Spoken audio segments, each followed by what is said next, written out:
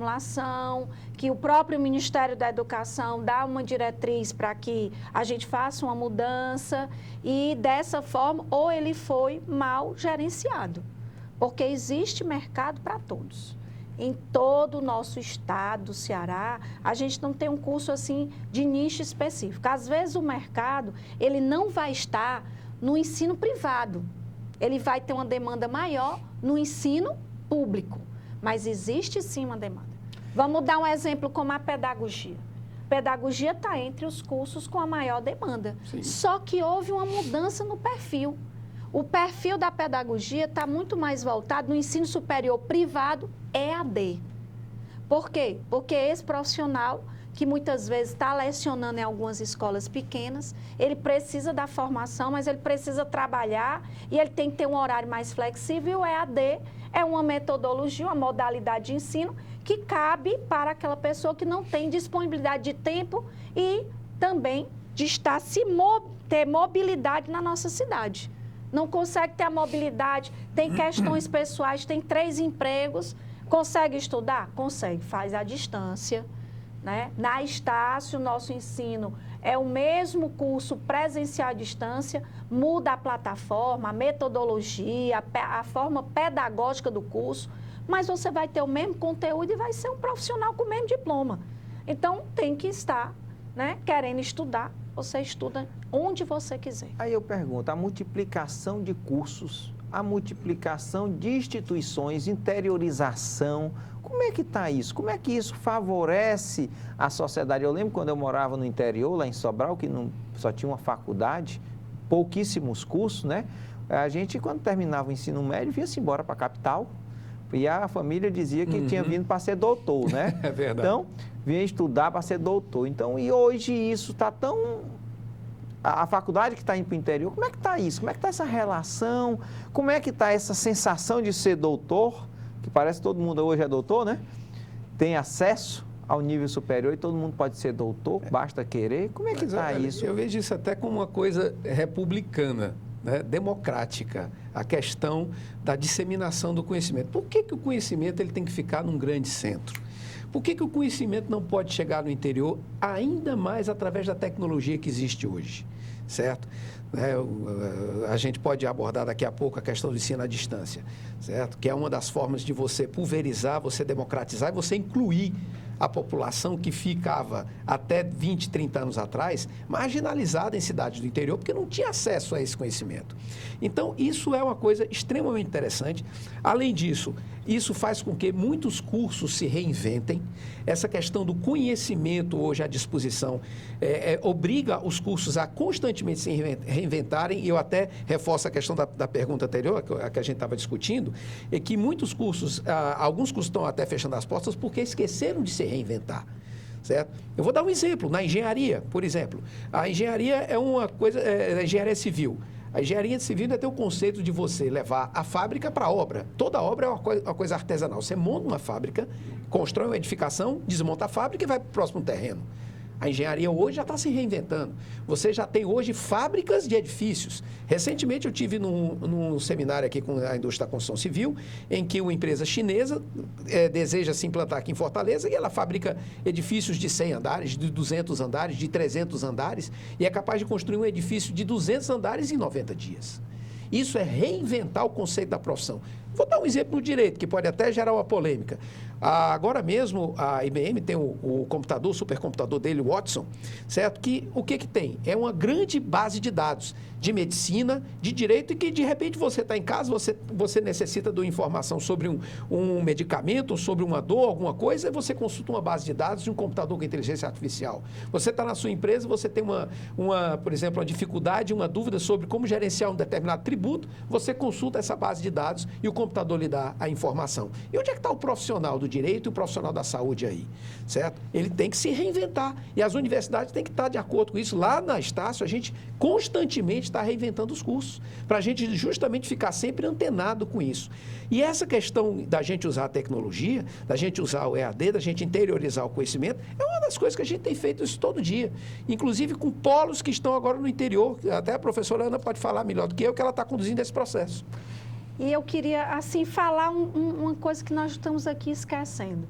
né? Se a gente olhar o percentual da nossa população que tem ensino superior, na América Latina, a gente perde para o Chile, pede para a Argentina. Então, assim, nós ainda estamos engateando. E eu vejo, sim, com bons olhos, a gente não pode falar em querer desenvolver o nosso país sem educação. E esse é um clichê, mas esse clichê tem que ser abraçado por todos nós que compomos a sociedade, porque é só através da educação que a gente vai fazer a diferença. Qual é o problema de eu ter uma loja e eu ter uma vendedora que tem um curso tecnólogo em marketing? O que é que ela vai ser? Amanhã ela vai ser supervisora. Se ela tiver atitude, daqui a pouco ela tem a oportunidade de empreender e colocar a loja dela. É assim que funciona nos países desenvolvidos. Quantas vezes a gente viaja fora do nosso país e vê esse aluno, esse estudante que está fazendo medicina. Outro dia eu estava aqui num shopping, numa loja, o rapaz que estava me atendendo, faço odontologia, não é? Eu digo, já na Estácio, se acalme. Não é? Então, eu faço odontologia, mas eu preciso trabalhar para pagar. Então, a realidade é essa, a gente tem espaço. Tem espaço para várias instituições e muitas nós estamos atrasados. Temos um Plano Nacional de Educação, e aí só referendando, que já está mais do que ultrapassado. A gente está voltando agora às reformas para um novo Plano Nacional de Educação e as nossas metas não estão sendo cumpridas. Então, assim, na realidade, nós temos um déficit. A quantidade de pessoas que tinham que estar no ensino superior ainda não é o ideal. Mas eu me preocupo com a infraestrutura. Eu fui coordenador de um curso de administração e tinha pelo interior. E uma certa vez eu fui fazer uma aula inaugural e me deparei com um aluno que eu perguntei, eu passei um trabalho, passei uma atividade, ele disse que não tinha acesso à internet, ali não tinha biblioteca, eu estava trabalhando com um quadro e giz. Então, eu me preocupo com a infraestrutura. Que o interior, essa interiorização também tem que acompanhar a infraestrutura e até o professor também, né? E isso é que deixa a gente preocupado. E aí... Só que aí a gente tem que lembrar o seguinte, hoje a área educação superior, ela é regulada pelo Ministério da Educação e tem toda uma regra que você tem que ser auditado através das visitas. E o que eu queria só destacar é que, infelizmente, algumas instituições não estão compondo como deveria. Por isso que é importante para esse aluno da capital ou do interior olhar qual é a instituição que eu estou aqui matriculado. Ela tem uma credibilidade? É uma instituição realmente organizada? É uma instituição séria? Quais são as notas que essa instituição está tendo nas avaliações, no ENAD, que é a formação do aluno? O aluno entra aqui e como é que sai esse aluno? Tem uma prova nacional. Então, essas questões que parecem muito específicas da área, elas têm que ir, né, para que as pessoas possam estar em instituições com credibilidade. Porque, pela regra, eu não posso ter. Até um polo de ensino à distância, ele tem que ter uma biblioteca, ele tem que ter um laboratório de computadores, ele tem que ter uma sala de aula e ele tem que ter uma plataforma interativa. Se eu não tenho isso daí, eu não posso estar credenciado. Então, a gente tem que ter muito cuidado. No caso da Estácio, a gente tem todo um cuidado nacional para estarmos sempre credenciando os nossos cursos e os nossos polos com nota próximo da máxima. Entre 4 e 5 seriam as notas máximas e oferecendo essa segurança, porque você vai investir o seu dinheiro suado do seu trabalho numa instituição que depois você não sabe nem se sai o diploma. Porque dependendo da condição, o MEC chega lá e diz, fecha a instituição. Nós temos visto aí um cenário... em relação ao benefício do governo, né? A gente tem visto aí que o cenário econômico, o governo tem lapidado, na verdade, tem cortado mesmo muito incentivo à educação, principalmente à educação superior.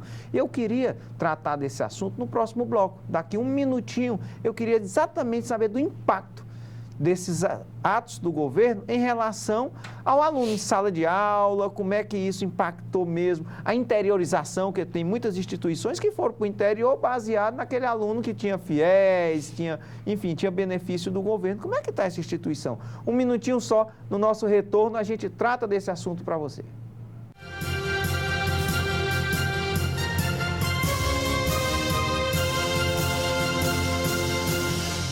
A Justiça Eleitoral está sempre buscando novos caminhos para tornar o sistema de votação cada vez mais transparente.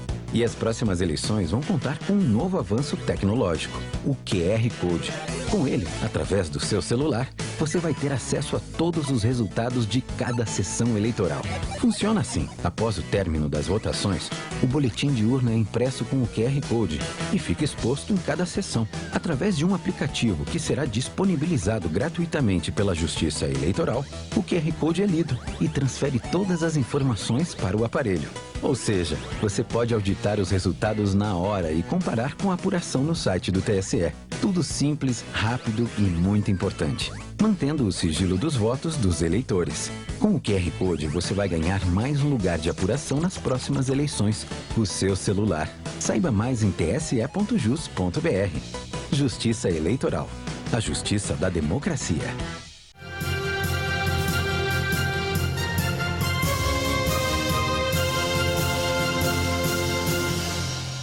Estamos dando início ao terceiro bloco do programa Educação e Trabalho. Sou o professor Tauser e o tema de hoje é a universidade e a sociedade. Nós encerramos o segundo bloco querendo saber como é que o governo, as atitudes que o governo federal tem feito aí, limitando fiéis, cortando recursos, tem impactado para o aluno em sala de aula, tem impactado para as instituições de ensino superior. Para tratar disso, temos aqui a professora Ana Flávia Chaves, que é reitora da Estácio, e o professor universitário Sérgio Augusto. Como é que tem impactado esses cortes do governo, essa desaceleração do governo em relação ao ensino superior? Como é que o aluno tem interpretado isso? Eu vou dizer uma coisa que parece até um pouco nonsense. A gente está voltando como era no passado. Antes do FIES, a gente sobreviveu, cresceu, se instalou. No caso da nossa instituição, né, que é o Centro Universitário Estácio do Ceará, anteriormente a Faculdade Integrada do Ceará. A gente tem um aluno, agora esse aluno vai ter que se adaptar a trabalhar para pagar o seu curso. Isso é uma grande revolução. Enquanto antes, quando tinha um financiamento, muitos alunos estavam se dedicando apenas aos estudos, que também é excelente, mas já que isso não é possível, não cabe ao aluno deixar de realizar o seu sonho porque não está tendo um financiamento do governo.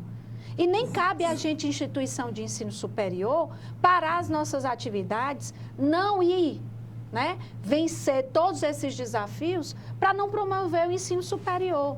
Então, eu acho que tem que ter uma mudança de atitude que já vem acontecendo. E dentro desse aspecto, as instituições de ensino de menor porte estão sofrendo mais porque tem um problema maior com o fluxo de caixa. Porque a questão não foi só de redução da quantidade de financiamento, mas também de tempo para o repasse dos financiamentos pré-existentes. Então as instituições menores têm uma engenharia mais complexa com fluxo de caixa. Mas eu vou dizer para você que todo mundo do ano passado para cá, a gente vai para um lado, vai para o outro e aprende que na vida tudo é um ciclo e que tudo já aconteceu e que o passado também pode se repetir no presente. Mas a gente tem visto, é bem verdade, tem visto aí que muitas universidades se instalaram, principalmente em áreas mais distantes, no interior, centros com poder aquisitivo menor, baseado nesse incentivo do governo. Realmente você vai ter que ter muito gás aí para segurar a falta desse aluno e a falta desse recurso, né? Na realidade, aí há um planejamento estratégico equivocado das instituições que trabalharam sempre focando apenas o financiamento governamental.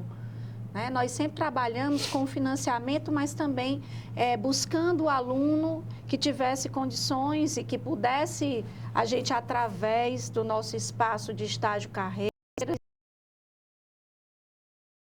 né, inserir esse aluno no mercado de trabalho para que ele pudesse pagar também os seus estudos. Então, a gente nunca pode colocar a forma de financiamento de qualquer negócio apenas de uma metodologia, de uma única área.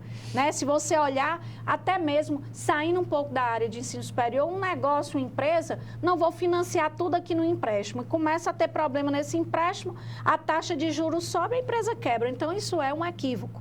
Esse equívoco está sendo corrigido com gestão ou com venda. vendas, aquisições. Por isso que a gente está no momento em que muitas aquisições ou fusões, incorporações estão tendendo a acontecer. Professor Sérgio, como é que o aluno dentro de sala de aula interpretou isso, recebeu essa notícia, como é que está? Olha, é interessante essa pergunta, porque o aluno realmente ficou muito temeroso. Ele ficou muito temeroso de perder o incentivo que ele tinha, certo? De perder a condição que ele obteve para poder estudar, certo? Mas é engraçado, não mata ninguém. É uma questão de adaptação. Todo mundo busca a sua adaptação. As instituições de ensino buscam as adaptações, os alunos também vão buscar as suas soluções, porque ninguém quer parar de estudar. A gente sabe que somente a educação é que traz a liberdade para a pessoa. A pessoa só vai realmente se modificar, só vai conquistar uma condição de vida melhor se ela estudar. Então, se por acaso eu tinha uma condição de estudo e essa condição me foi tirada, eu vou parar de estudar? Não. Eu vou buscar uma outra condição para que eu possa continuar a estudar. E é o que os alunos estão fazendo. As instituições buscaram outras fontes que não aquelas mais do FIES. Por exemplo, financiamento próprio. Muitas instituições estão fazendo isso. A Estácio está fazendo a questão de parcerias com instituições financeiras do mercado que estão fazendo financiamento, que fazem financiamento de até 50% do curso. Isso facilita sobremaneira a vida do aluno, porque o aluno vai poder pagar esse financiamento depois de já estar no mercado de trabalho com uma outra condição de competitividade. Essa é a primeira situação. E a segunda, é como a professora Ana falou no bloco anterior, a própria instituição de ensino possui um espaço em que a gente busca a colocação do aluno no mercado, certo? Com a questão dos estágios, com a questão do emprego, a responsabilidade que a gente tem é enorme em colocar esse nosso aluno para que ele busque e consiga uma condição de sustentar o pagamento do seu curso. E não fica mais dependendo de ninguém. A gente falou aqui, eu acho que até uma solução mais barata, talvez seja uma solução para isso daí, da educação à distância. E a gente vem sempre falando, eu percebi que sempre que a gente conversava, tinha um pouco de educação à distância, da interiorização, a educação à distância dando suporte. É a educação à distância o futuro da educação? Como é que está essa plataforma, né, da educação à distância, até nesse sentido de ajudar? O futuro da educação é o que nós chamamos de uma educação híbrida. Tanto ela vai ter uma oportunidade presencial como uma oportunidade 100% à distância. Isso vai depender de quê? Da conveniência do aluno. Atualmente, na Estácio, nós já temos os cursos presenciais à distância e o Flex, que uma parte é presencial e uma parte é à distância. Mas a tendência internacional é que o aluno possa ver a sua conveniência, porque não depende apenas de uma questão financeira, de ter um custo menor ou maior da mensalidade. No futuro, isso vai depender muito mais de uma questão pessoal do aluno. Por exemplo, nós temos aqui um aluno que assumiu a área de vendas no Nordeste. Esse aluno está tendo oportunidade, financeiramente ele pode pagar o curso, mas ele vai ter tempo? Não. Então, ele tem que fazer o ensino à distância, porque ele sabe que se ele fizer o ensino presencial, ele vai ser reprovado pela presença, que ele não vai ter disponibilidade. E ele vai conseguir estar trabalhando, ter como financiar o seu curso e estar aprendendo. Porque a empresa agora exige o aprendizado desse colaborador, desse funcionário. O empreendedor hoje não bota uma empresa se ele não tiver preparado, porque ele quebra. Então, hoje, a educação, o conhecimento, ele é uma condição, assim, mínima para que as pessoas possam evoluir, realizar os seus sonhos e ter uma profissão. Então, esse é o nosso futuro, a educação híbrida. Professor Sérgio, a metodologia EAD acompanha a metodologia tradicional de sala de aula? Olha, é uma coisa interessante. Muitos alunos, eles chegam, e você vê pela cultura ainda, né, que a gente tem. A gente ainda tem muita cultura da sala de aula, o professor presencial, os alunos sentadinhos nas suas carteiras assistindo aula, né? E o aluno chega e diz, professor, eu prefiro a aula presencial. Por que não? Porque a gente pode trocar uma ideia e tudo mais, pode conversar. E isso, todos esses recursos a gente tem também no ensino à distância. Nós temos os fóruns, as tutorias, os professores conversam com os alunos online, através de chat, através do correio eletrônico, trocam essas informações quase como se fosse realmente uma aula presencial. Agora, tem uma coisa interessante que eu vou dizer. O aluno, quando ele se matricula numa disciplina presencial, a disciplina em si é o mesmo conteúdo. Agora, A disciplina do aluno sentar para estudar, essa é diferente. Ele tem que ter um compromisso com ele, para poder ele entrar, assistir a aula, porque não vai ter um professor cobrando, ei menino, presta atenção, não conversa. Não, é ele com ele mesmo. E ele tem que trabalhar isso. Por isso que as disciplinas e os cursos à distância, certo? Vamos dizer assim, tem uma ideia de que são uma coisa mais frouxa? Muito pelo contrário. Eles são tão ou mais exigentes em questão de disciplina quanto os cursos presenciais. E isso, na minha opinião, forma profissionais com uma qualidade enorme. Os cursos hoje à distância, com as plataformas que nós temos, lá na Estácio a gente vê isso todo dia, a qualidade do profissional que sai de um curso à distância é tão boa ou às vezes até melhor do que o curso presencial. Por quê? Porque o aluno se acostumou a ter um compromisso com o estudo. Isso é fantástico. Não, e tem uma diferença. Quando o aluno está na sala de aula, ele pode estar olhando para o professor, mas ele não está prestando atenção. Quando ele está em casa, no computador, ele vai ter que interagir, porque a plataforma é interativa. Ele vai ter um chat, ele tem um quiz que ele vai responder no final. É cada um professor para cada aluno. Isso, então ele tem que estar concentrado. Então, isso tem e eu acho que contra fatos não há argumentos. A gente tem o ENAD, que é uma nota, as melhores notas do ENAD, que é uma prova que seleciona o que o aluno aprendeu nos diversos cursos. Inclusive EAD? Inclusive EAD, presencial, flex, qual seja, as melhores notas são dos alunos EAD. Isso já vem acontecendo numa sequência. Por exemplo, na Estácio, a gente tem um programa em que a gente destaca os melhores alunos na nossa colação de grau. Eles ganham uma bolsa, né, para fazer uma pós-graduação lato sensu conosco. E os alunos que vêm estando à frente e ganhando essa premiação, inclusive, temos quem? Alunos à distância. Por quê? Porque é o que eu estou lhe dizendo. Eu posso estar fisicamente dentro de uma sala de aula, mas a minha mente está voando. E eu posso estar, não tem como estar com a mente voando, porque eu não consigo interagir. E a outra questão é que no EAD você pode assistir a mesma aula 10 vezes. Vai lá uma vez, 2, 10. Não entendeu? Repete. E na aula você tem um tempo, né? 50 minutos, tchau, próxima aula. Não prestei atenção, faltei, o que é que eu faço? Vou correr atrás, vou ler. Mas não é a mesma coisa. Educação é professor, isso é fato, correto? É. Aí eu vou e pergunto, com a educação EAD, com toda essa proliferação aí, nós temos professor qualificado, como é que é esse processo de EAD, como é que fica o professor, enfim, como é que está o papel do professor nesse novo cenário da educação superior? Olha, como nesse contexto, todas as profissões, não só a docência, estão passando por grandes revoluções. Então, o professor, ele sempre vai existir, porque, como eu estou dizendo, não vai ser 100% EAD, vai ser uma situação híbrida, composta de presencial e EAD. O EAD ele é feito também por professores. No caso da Estácio, os nossos tutores são docentes. E esse profissional ele tem que ser cada vez mais interativo. Como é que nós fazemos hoje? Nós temos, né, uma escola, a Educare, que é nacional, onde o professor faz uma série de capacitações nessas novas metodologias para que ele possa estar acompanhando a evolução dos tempos. E aí sim, professor de qualidade reflete em ensino de qualidade e o resultado disso vai ser um profissional de sucesso que vai fazer a diferença para a nossa sociedade. Inclusive, eu recentemente participo desse programa, como todos os professores da nossa universidade, que é um programa chamado PIC, né? O Programa de Incentivo à Qualificação. Uma das disciplinas, um dos cursos que eu fiz recentemente é como elaborar questões e aulas para ambiente de ensino à distância.